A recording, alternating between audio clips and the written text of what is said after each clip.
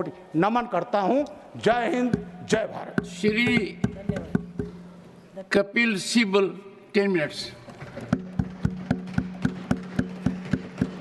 I consider it a great privilege, sir, to intervene in this debate as we celebrate 75 magnificent years of our Constitution. And while I respect the views of all the members, distinguished members on both sides, I think the time has come for us to start asking ourselves the question, which is fundamental to the future of India. And the question is the following: has the Constitution failed us, or have we failed the Constitution? Because this Constitution is a wonderful document. And while we all sit here, we are like stars in the political firmament. But if you look at the sky today, it's polluted. You can't even see the stars. And I'm worried about the pollution that has entered into our political framework. And it is because of our failing.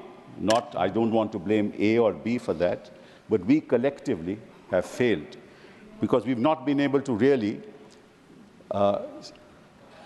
generate the kind of confidence within the people of this country to salute those of our forefathers who dreamt for India and for whom we are here today to realize their dreams. So I'll just take a few minutes and I'll just indicate what the points are because I have only 10 minutes.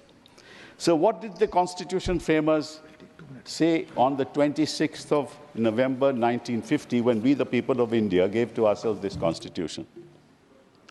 They said that in this country, we must secure for all our citizens justice, social, economic, and political.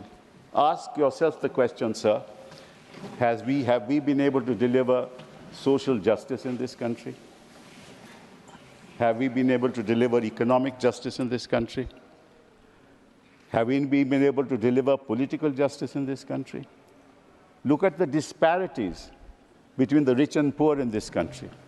1% of the people of this country actually have more than 20% of the national income, of the entire national income. 1% of the people of this country own 50 or 40 to 50% of the wealth of this country. That's where we are.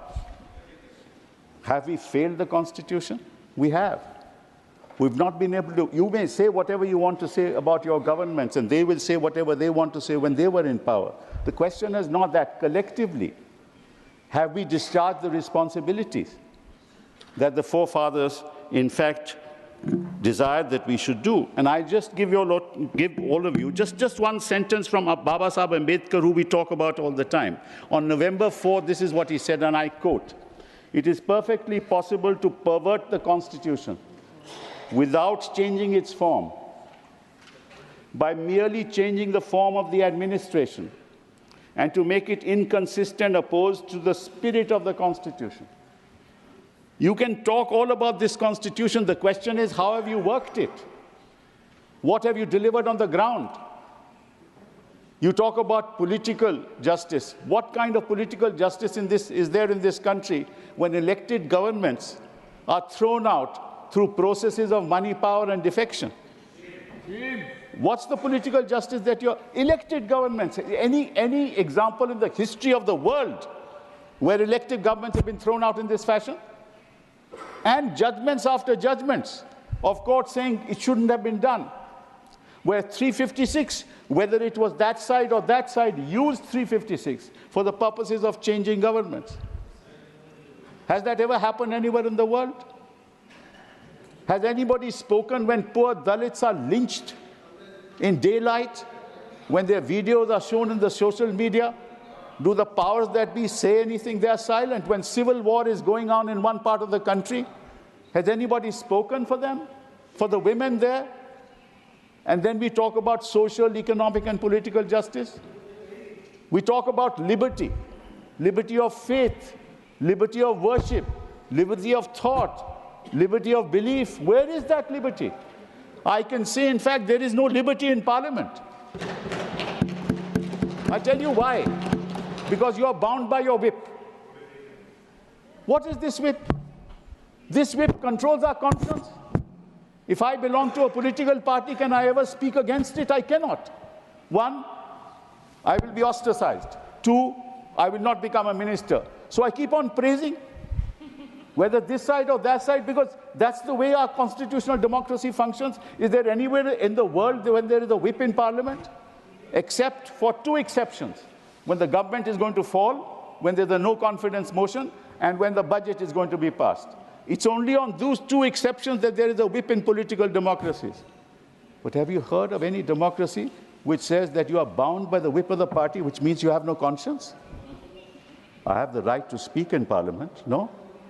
I have to say, I would have right to say what I think about a particular bill, but we're not entitled to speak. Is this how we are working our constitution?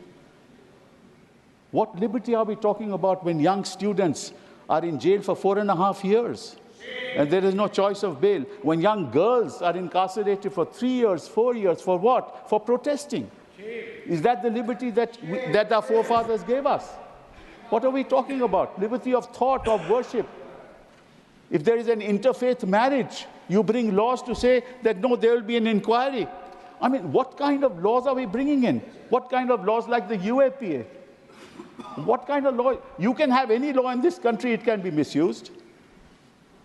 And what about your investigating agencies? Remember, no democracy can survive without institutions.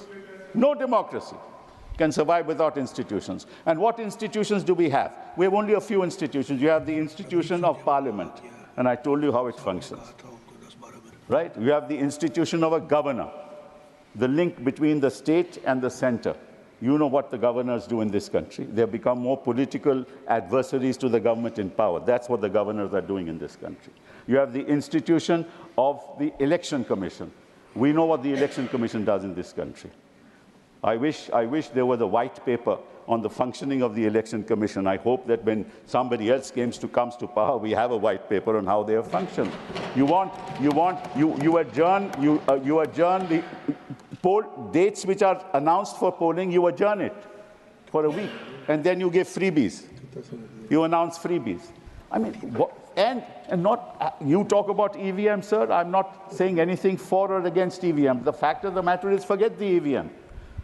What does the Election Commission do when they know that after 6 o'clock, the voting has increased by 8%, by 9%? The Election Commission has never explained it to the people of this country. Previously, election commissioners used to give a press briefing at 5 o'clock saying how many votes have been polled, what is the percentage of votes polled, why votes are yet to be counted, because they are coming from remote areas, there is a flood somewhere, post ballots have not been counted. Those reasons were given. The Election Commission is not open with people in this country anymore. So what are you doing to institutions in our country? I'm not blaming you or them. I'm saying think about it. It is the survival of our future. Unless the institutions survive, you won't survive. We won't survive. This democracy won't survive. And yet we celebrate it after 75 years because we have survived. No matter what has happened, we have survived. But you have to think of what's going to happen in the future. If this continues, we're going to be in real trouble. Then the Constitution talks about equality of status and opportunity. Sir, a gentleman here talked about digital revolution that has come. Just ask a poor child. I've been a minister for HRD. Just ask a poor child in a village in Bengal, village in Uttar Pradesh, where is the digital equality there? They don't have connections. What are we talking about? The fiber optic, sir, please allow me. The fiber optic network has not been laid yet. 250,000 gram panchayats had to be connected with the fiber optic network. It's not been connected yet. Where do you get Wi-Fi? People can't get lessons on mobile phones. So, one second, hold on. So, therefore, there is huge digital inequality in this country. And who is in fact prospering? The banks. The economic transactions that are taking place through banks. UPI. True, it's all absolutely right. But the fact of the matter is, on the ground, 70–80% of the people don't have the connectivity. I launched a product called Akash. The reason was that if we could get connectivity to people in the classroom, then a maths teacher can teach 100,000 people at the same time. Now, think of the future. You know, India is not about one man. India is about us. India is about the people of this country. And when somebody starts addressing himself as a third person, then I know democracy is in real danger. The last thing I want to say, and I think my time is almost over, is that the Constitution talks also about fraternity. So what does fraternity mean? Fraternity ultimately in Hindi language is भाईचारा, right? कि हमें आपसी कोई मतभेद नहीं होना चाहिए, ठीक है? किसी भी धर्म के हो, किसी भी जमात के हो, किसी भी कास्ट के हो, क्रीड के हो, हमें एक दूसरे से अगर एक फैमिली भाईचारा के बिना नहीं चल सकती तो देश कैसे चलेगा भैया? आप जो मर्जी करवा लो, हरियाणा में करवा लो, कहीं और करवा लो, उससे कुछ नहीं होने वाला। जब तक आपके देश में वो पीस नहीं होगी, तब तक विवाद रहेंगे, और विवाद अगर रहेंगे तो देश आगे कभी बढ़ ही नहीं सकता। The last thing I want to say, sir. धन्यवाद साहब, समाप्त करें। 2 minutes. Just that there are now real challenges facing us in the global community, and the challenges are the following. Previously, the imperial powers could capture us and exploit us. Today, who is capturing us and exploiting us? The global players of the world. They are capturing us because the kind of information they have about each of us, they will exploit that information to the full. They will use algorithms to actually control us. धन्यवाद, आप समाप्त करें। That's right. Thank you. So 1 second, sir. Will control us. And please think about artificial intelligence. This is the big danger to the future. It's a great opportunity, but it's also a danger to the future. Now, your government, forget about what you say here कि 370 में क्या हो गया, हमने ये कर दिया, हमने मुसलमानों के लिए कर दिया, दलित, बहुत कुछ किया आपने, बट फ्यूचर जनरेशन के लिए कुछ ध्यान तो दीजिए कि आगे क्या होने वाला है, क्या हमारे समाप्त हुआ, भाषण समाप्त हुआ आपका, कृपया बैठ जाइए। उसके बाद कीजिए, प्लीज, और प्लीज समाप्त करें, और समाप्त करें, समाप्त। अपनी जो अपनी उपलब्धियां है ना, उससे कोई कुछ नहीं होने वाला, वो that is the matter of the past. Please think of the future. धन्यवाद। श्री वाई को